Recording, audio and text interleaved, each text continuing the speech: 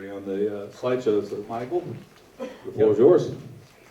All right, thank you. Good afternoon, everybody. My name is Michael Defazio. I'm a plastic and reconstructive surgeon in Jacksonville, Florida. I specialize in cancer reconstruction and lymphatic surgery.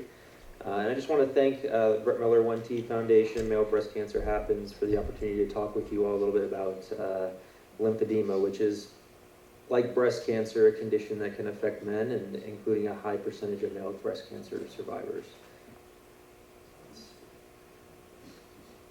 So my only disclosure is I'm the director of the lymphatic surgery program at Baptist MD Anderson Cancer Center in Jacksonville, Florida. And in 2023, we were designated a center of excellence for lymphatic surgery by the Lymphatic Education and Research Network.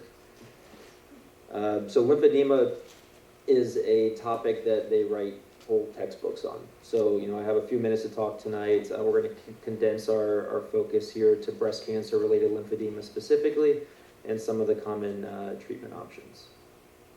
So what is lymphedema? Lymphedema is defined as a chronic and progressive accumulation of tissue fluid and protein that often occurs in the extremities. And it results from an imbalance between the amount of fluid that's needed to be cleared by a particular region of the body and the body's ability to clear such fluid. It can be caused by abnormal development or function of the lymphatic system, or much more commonly by injury to a normally developed lymphatic system. And this latter mechanism is called secondary lymphedema, and accounts for the overwhelming majority of cases that we see in adults. Although parasite infection is the most common cause of lymphedema worldwide in industrialized countries like the United States, lymphedema most often occurs as a consequence of cancer treatment and can serve as a significant source of physical, functional, psychosocial morbidity and impaired quality of life for cancer survivors. So due to improved survival following breast cancer treatment, breast cancer-related lymphedema has emerged as the most widely encountered and well-studied population of lymphedema patients. It's estimated that between 20 to 40% of individuals who undergo mastectomy, lymph node dissection, and regional nodal radiation for breast cancer treatment will go on to develop lymphedema, with this risk increasing to up to 60% or more for patients with inflammatory breast cancer. But it's still notable that even trivial lymphatic injury like sentinel lymph node biopsy, which almost anyone who undergoes a mastectomy would undergo as well, carries a 3 to 8% risk of subsequent lymphedema development. Of the patients who go on to develop lymphedema, about 75% of those will present within the first 3 years after completing treatment, with this risk increasing at about a rate of 1% per year over the course of the patient's lifetime. Although there's been a number of risk factors that have just been described to contribute to this condition, the most notable relate to the number of lymph nodes removed, whether the patient undergoes nodal radiation, whether they undergo taxane-based chemotherapy, which is a common chemotherapeutic regimen in breast cancer treatment, whether the patient's BMI is above 30, which increases their risk of lymphedema development by 3 to 8-fold, whether they have an infection of the at-risk limb, which is probably the most significant. And there's also a lot of evidence that suggests that genetics play a role in the development of post-surgical lymphedema. So lymphedema is a condition that progresses in a very clinically predictable fashion. It starts with subclinical accumulation of fluid within the extracellular spaces of the extremity that's not visibly apparent, and then it progresses to reversible swelling that can be treated with compression and elevation, then to irreversible swelling that doesn't respond as well to compression and elevation, and finally lymphostatic elephantiasis, which is characterized by a solid tissue deposition within the limb and skin thickening. So once a diagnosis of lymphedema has been established, a treatment plan has to be formulated. And the treatment of lymphedema needs to be thought of as sort of an integrated multidisciplinary effort that focuses primarily on patient education, medical optimization, complex decongestive lymphedema therapy, and then for appropriately selected candidates, surgical intervention, which is essentially tailored to the patient's clinical presentation, the severity and composition of their disease, their goals, and their overall response to therapy. Experience has shown that when we reduce limb volumes to their optimal state prior to surgery, outcomes from surgical intervention are better. And this typically consists of a 3 to 6 month trial of multimodal complex decongestive therapy, which consists of 2 distinct phases. The first aims to maximally reduce limb volume, and the second aims to kind of stabilize limb volume reductions over time. A patient's overall response to therapy and their ability to kind of remain adherent during this phase is a very important component of patient selection and helping us to determine which surgical intervention is most appropriate for a given patient. In general, surgery is indicated for patients who are healthy enough to withstand a lengthy operative intervention, and those who demonstrate persistent signs and symptoms of lymphedema or develop infections despite strict compliance to optimal conservative care. When we're talking about surgical treatment strategies, surgery for lymphedema can be broadly categorized as preventative or therapeutic. Preventative intervention aims to reduce the risk of lymphedema and development in high-risk patients, and primarily consists of what we call immediate lymphatic reconstruction with a prophylactic lymphovenous bypass at the time of axillary lymph node dissection. And in this procedure, we're using a specialized dye to help us identify disrupted lymphatics at the time that the lymph nodes are removed. Then under a microscope, we're reconnecting those disrupted lymphatic channels to veins that are also located in the axilla, with the goal being that we want to shunt the lymphatic outflow that would otherwise be obstructed directly into the venous circulation, which carries it back to the heart. I tell patients that this is kind of like it's a detour operation on the lymphatic highway. So if you're driving down a highway and there's a roadblock ahead or a traffic accident, it's like getting off the exit before the accident, driving around the accident, getting back on the highway, and continuing on to your final destination. And this procedure is indicated for high-risk patients who are undergoing lymph node dissection, followed by regional nodal radiation. And this is what the procedure looks like under the microscope at about 20x magnification. So you're looking at sub-millimeter lymphatic vessels there that have been connected to a venous side branch off the axillary vein in the armpit after the lymph nodes have been removed. And there have been a number of prospective studies and randomized trials that have evaluated outcomes with this technique. And what they've essentially shown is that incidence of lymphedema falls from that 20 to 40% range that we talked about down to typically less than 12.5%, even a single-digit range when this procedure is successfully employed. Recently, we looked at our own data involving 134 patients over a 4-year period, and what we found is that when we were able to successfully perform immediate lymphatic reconstruction, the incidence of lymphedema fell to about 5.9% compared to the standard 30% that we saw in patients that didn't undergo that procedure. For patients who present with an established diagnosis of lymphedema, therapeutic intervention is divided into 2 primary strategies. There's reconstructive or physiologic procedures like lymphovenous bypass, vascularized lymph node transfer. These operations aim to restore or improve lymphatic outflow from the extremity. And then there's reductive interventions like suction-assisted lipectomy and excisional debulking, where the goal of those operations is to maximally reduce limb volume but through the physical removal of diseased tissue. Those procedures are indicated for patients with later stage disease. So the first one we'll talk about here is lymphovenous bypass. And this is a minimally invasive operation, typically performed outpatient. And what we're doing is we're identifying obstructed lymphatic channels within the extremity, and then we're dividing and rerouting these channels into veins that are located within the same field. And just like with immediate lymphatic reconstruction, the goal here is we're trying to shunt the high-pressure obstructed lymphatic system into the lower-pressure venous system so that the veins can carry that excess fluid out of the extremity and back into the central circulation, effectively decongesting or decompressing the arm. So just how small are we talking here? Lymphovenous anastomosis involves the connection of vessels that are on the order of like 0.1 to 0.8 millimeters in diameter. By comparison, when patients undergo CABG operations or coronary artery bypass operations for heart disease, those surgeons are dealing with vessels that are on the order of about 3.5 millimeters. The femoral artery, which is often used for lower extremity bypass operations, is almost 1 centimeter in diameter. So you're looking at about a 100th of the diameter of the femoral artery. And so we do this by utilizing highly specialized equipment and high-powered microscopes that have 20 to 40x magnification.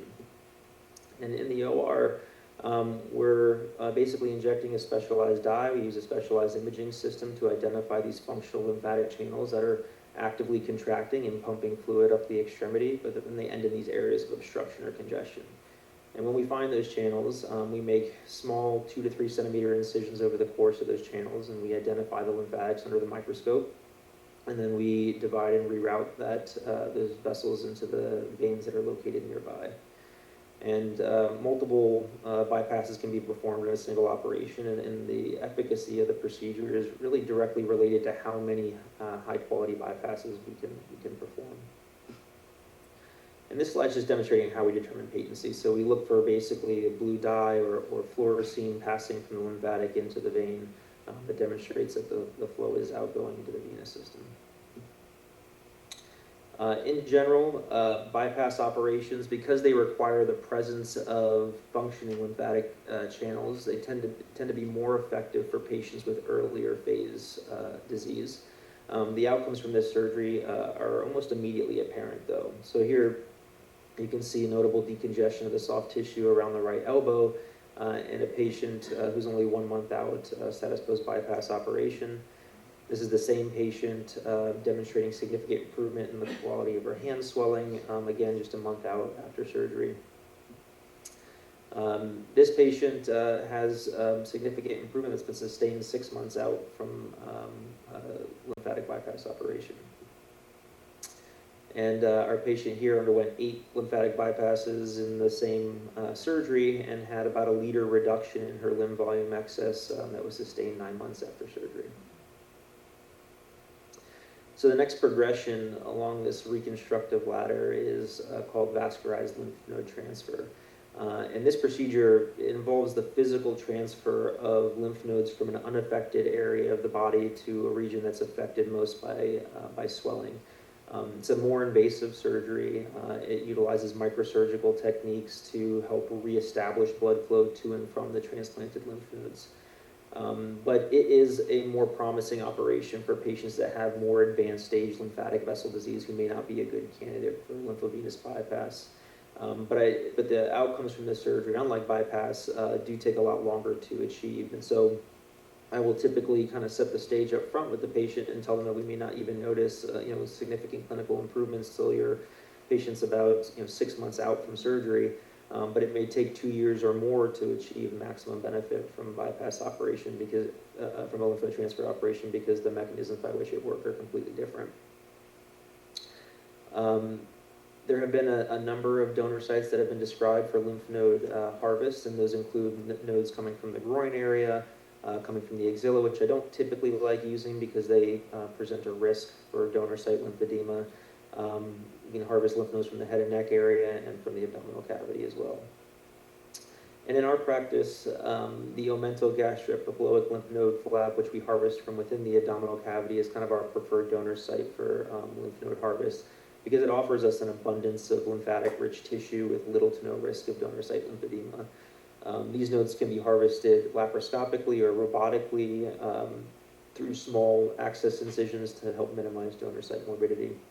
And there's never been a reported case of any type of intra-abdominal or visceral lymphedema from these nodal harvests.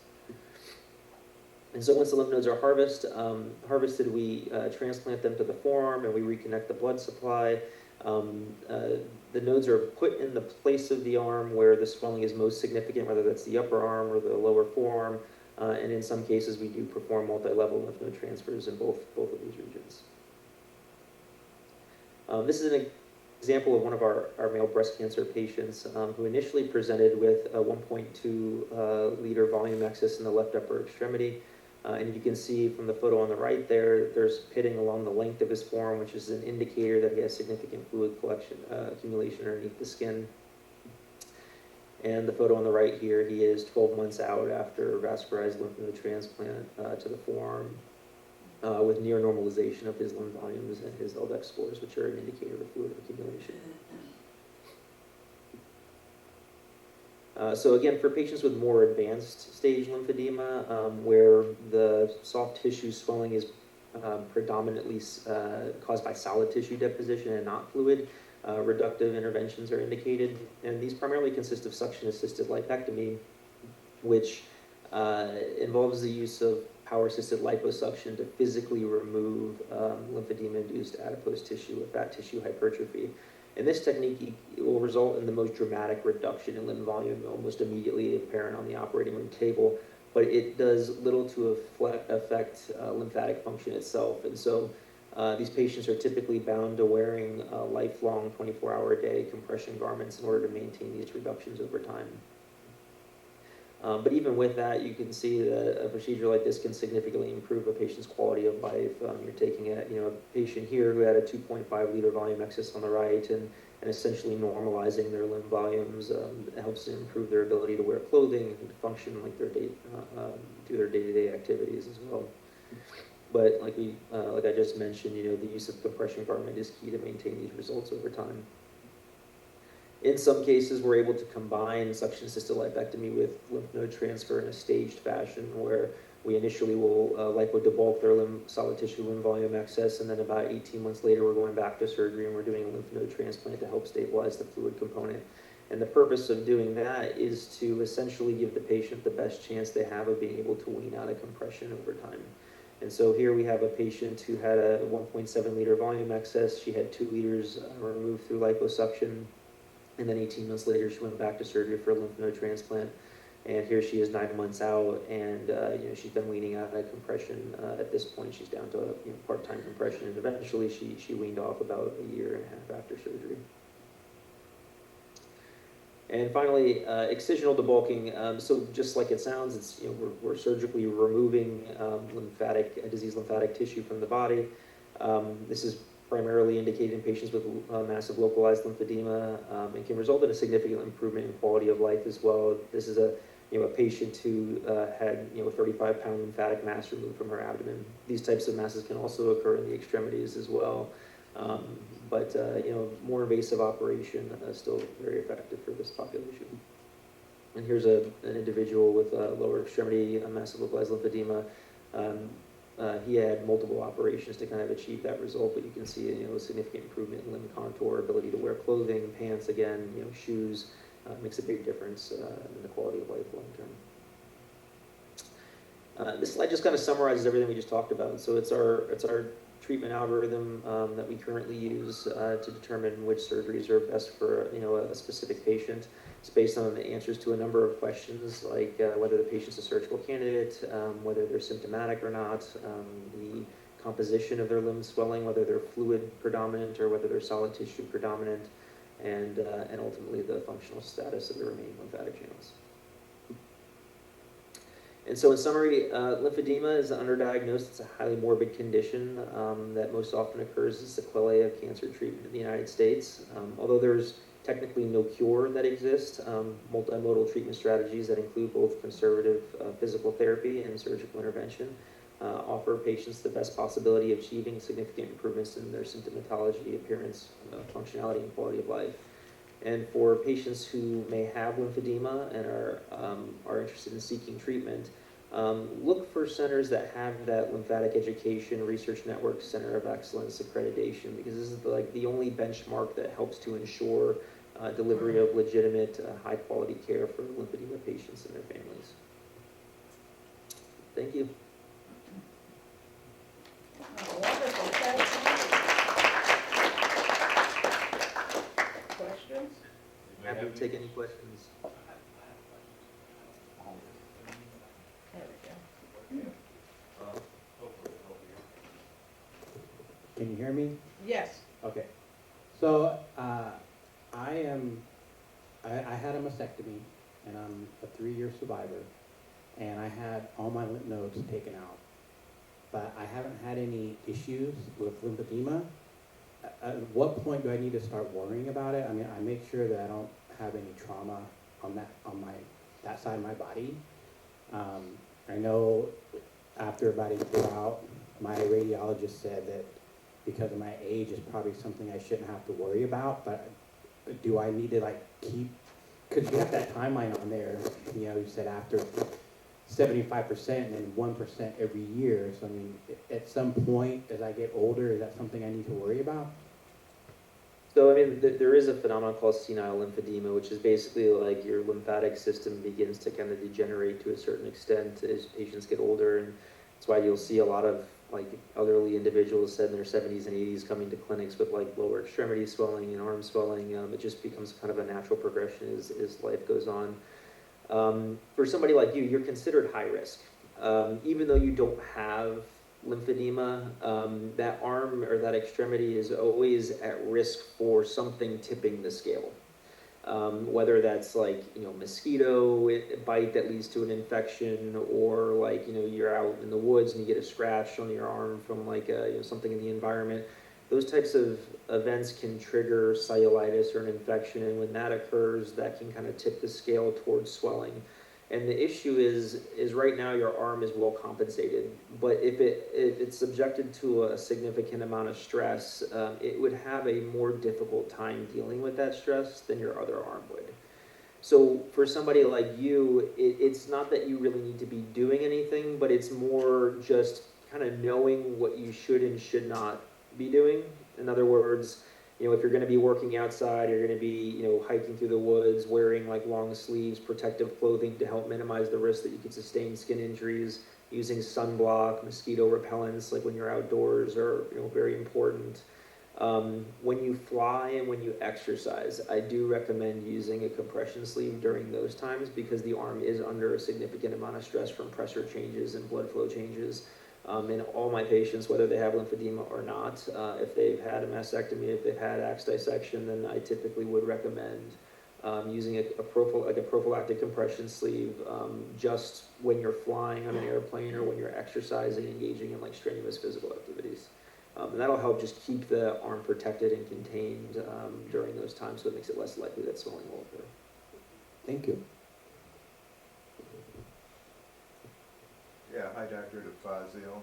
This is Ron Rappaport, one of your patients. And I know, I just saw my arm out there. So, I just wanted to thank you for coming on. We have a big group here, and this program is being shown all over the world. And if anybody in the room wants to see the quality of Dr. Defazio's work, they can take a look at my arm. So thanks again for doing this. Well, here, let's show Ron first. Hey, how are you doing? Here you go.